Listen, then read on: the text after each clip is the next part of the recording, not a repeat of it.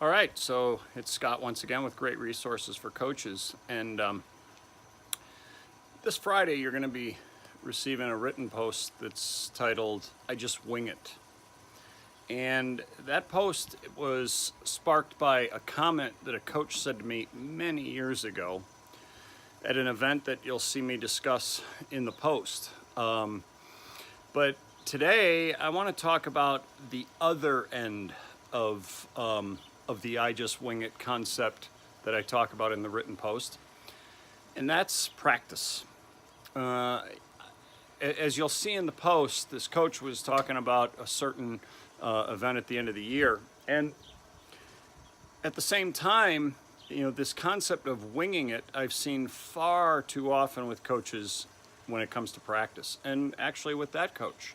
He kind of had that attitude as well of just winging it. Coaches, especially, right now, while many of you are starting up your fall sports seasons, I hope that you are really taking the time to prepare and plan out your practices in great detail. Because it's a critical piece. Preparation is such an important part of anything that we do. But we as coaches especially, it's such an important part when it comes to practice, because how we practice ends up dictating how we play. And so you want to be really intentional with making sure that you plan out your practices down to the minute. Don't be the guy, don't be the gal that says, oh, I got it all up here. That doesn't work. You have to get your plans written down.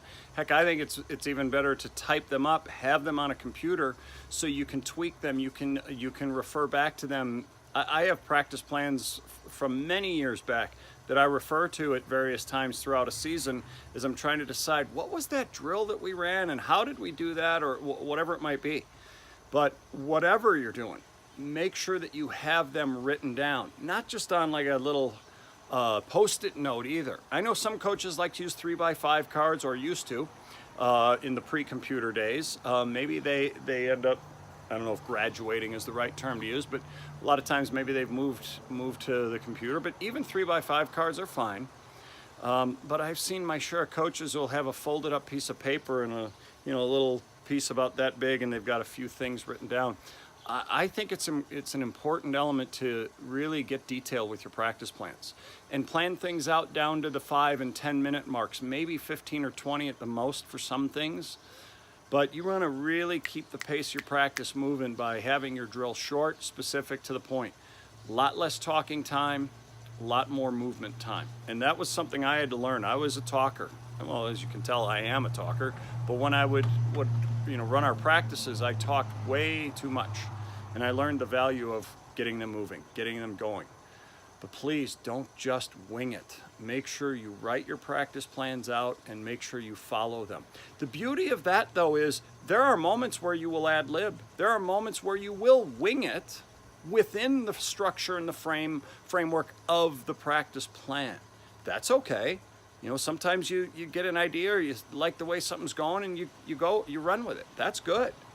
But it starts with a good, solid structure, which is coming from a good, solid practice plan. So I hope that those of you who are starting up your practices at this time of year, you fall sport coaches, I hope you have a great start to your seasons. Get after it and make sure that you're planning out things the best you can. Let's be the best we can be this week, and we'll talk to you next week.